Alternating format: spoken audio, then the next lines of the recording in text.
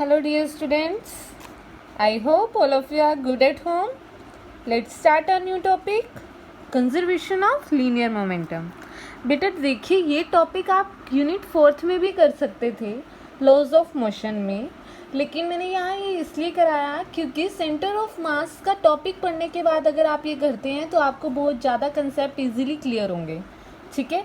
इसीलिए कि इसके कंसेप्ट लॉ ऑफ कंजर्वेशन के मोमेंटम के आपको कंसेप्ट आफ्टर सेंटर ऑफ मास ज़्यादा अच्छे से हो पाएंगे, इसलिए मैंने ये अब कराया। अगर आप पहले मैं आपको कराती हूँ सेंटर ऑफ मास से, ताकि आपके दिमाग में वो फीलिंग आए कि कैसे कंजर्व हो रहा है मोमेंटम, ठीक है। अब सिंपल भी करेंगे, सिंप्लिसिटी में भी कराऊंगी, जो हम क्लास यूनिट 4th में कर सकते थे बिफोर रीडिंग सेंटर ऑफ मास, ठीक है। चलिए देखते हैं। अब देखिए हमने सेंटर ऑफ मास के लिए क्या एक्सप्रेशन लिखा था, m1r1 प्लस m2r2। अगर एक सिस्टम है, आपको पता है एक पूरा सिस्टम है, इस सिस्टम के अंदर बहुत सारे क्या है पार्टिकल्स हैं, n पार्टिकल्स हैं, उन n पार्टिकल्स के लिए सेंटर ऑफ मास लिखा तो क्या है m1r1 m2r2 m3r3 plus mn similarly divided by m1 m2, जितने भी n पार्टिकल्स हैं उनके मास से डिवाइड कर दिया।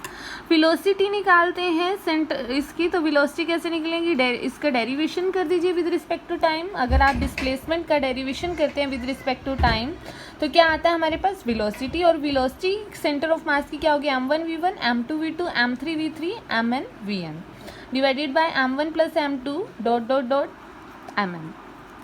ये हमारी वेलोसिटी है। इसका क्रॉस मल्टीप्लिकेशन क्या m1 m2 प्लस ये सारा का सारा इधर आया, वेलोसिटी सेंटर ऑफ मास की is equal to this one आ गया। अब आपको पता है ये पूरा का पूरा मास कितना आएगा, लेट कर लिया इस पूरे सिस्टम का मास क्या था कैपिटल M, तो ये मास आ गया m VCOM is equal to m1 v1। आपको पता है ना मोमेंटम p क्या होता है mv, मोमेंटम p क्या होता है mv, तो m VCOM क्या होगा, मास कौन सा है ये सिस्टम का मास, तो क्या होगा सिस्टम का momentum m1 v1 first particle का, सेकेंड पार्टिकल का, एन पार्टिकल्स का मोमेंटम, इस तरीके से लिखा जाएगा। वेलोसिटी सेंटर ऑफ मास की क्या लिखी जाएगी m1 v1 m2 v2 divided by, एक बार दोबारा से इसी एक्सप्रेशन को मैंने दोबारा लिखा। अब देखिए अगर आपके सिस्टम पर नेट फोर्स जो लग रहा है वो जीरो है, अगर आपके सिस्टम पर लगने वाला नेट फोर्स जीरो है, नेट फोर्स जीरो है तो एक्सेलरेशन क्या होगी जीरो, मास तो जीरो हो नहीं सकता, तो क्या होगी अगर फोर्स ही अप्लाई नहीं कर रहे आप लोग तो क्या होगा वहाँ पर बच्चे एक्सेलरेशन जीरो। आपको सबको पता है ना from Newton second law F is equal to ma, if F is equal to zero तो मास तो किसी बॉडी का जीरो नहीं हो सकता, मास तो एक स्पेसिफिक वैल्यू होगी ही होगी, तो एक्सेलरेशन क्या होगी वहाँ उस बॉडी की जीरो, तो at that time acceleration of centre of mass is zero. Velocity centre of mass की क्या होगी अगर एक्सेलरेशन जीरो है, एक्सेलरेशन क्या है चेंज इन वेलोसिटी, अगर चेंज इन वेलोसिटी ही नहीं हो रहा, एक्सेलरेशन ही नहीं हो रहा, वैल्यू याद है ना आपका, एक्सप्रेशन याद है ना एक्सेलरेशन का, एक्सेलरेशन क्या है change in velocity v minus u upon t, final velocity minus initial velocity divided by time.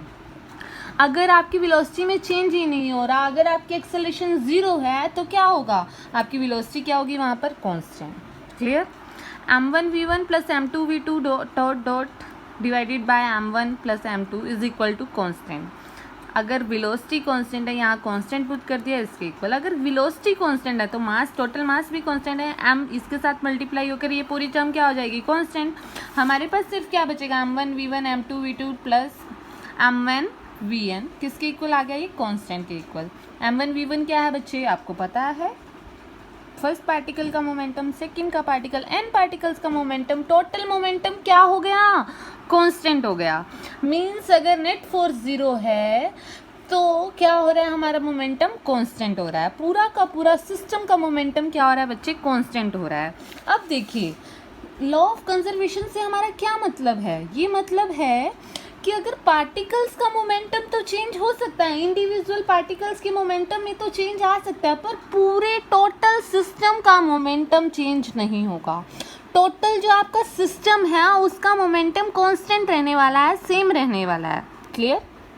Change कहाँ आएगा, सिर्फ और सिर्फ चेंज आएगा हमारा हर पार्टिकल के मोमेंटम में। अब ये नहीं कह सकते आप कि अगर ये सिस्टम था, इस सिस्टम के n पार्टिकल्स थे तो इन m पार्टिकल्स का भी मोमेंटम कांस्टेंट रहेगा, नहीं, इनके पार्टिकल्स इंटरनल पूरे सिस्टम में तो कुछ भी चेंज आए, किसी की वेलोसिटी बढ़ रही है, किसी का क्या बढ़ रहा है, कुछ भी चेंज आए तो हमारा मोमेंटम में चेंज आ जाएगा। बट आपका पूरे सिस्टम का मिला के जो मोमेंटम होगा वो कांस्टेंट रहेगा, इसीलिए इसे कहा गया law of conservation of momentum. If net external force on the particle is zero then the momentum of the particle is constant. अगर नेट फोर्स जो लग रहा है आपके बॉडी के ऊपर वो क्या है, जीरो है, तो आपका मोमेंटम क्या आएगा उस पार्टिकल का, कांस्टेंट। न्यूटन का सेकेंड लॉ ऑफ मोशन देखते हैं, F=dp/dt। अब देखिए दूसरे तरीके से आपको इसको क्लियर कर रही हूँ, ये सेकेंड मेथड है। आपको पता है न्यूटन सेकेंड लॉ क्या कहता है, force is equal to change in momentum dp/dt।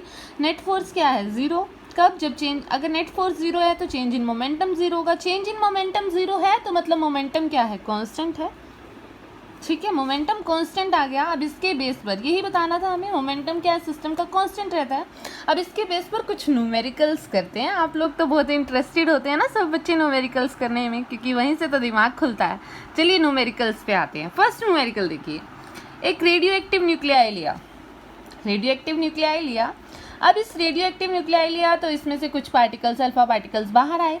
Alpha particles जब बाहर आए तो रिमेनिंग न्यूक्लियाई का मास कितना रह गया, कैपिटल M।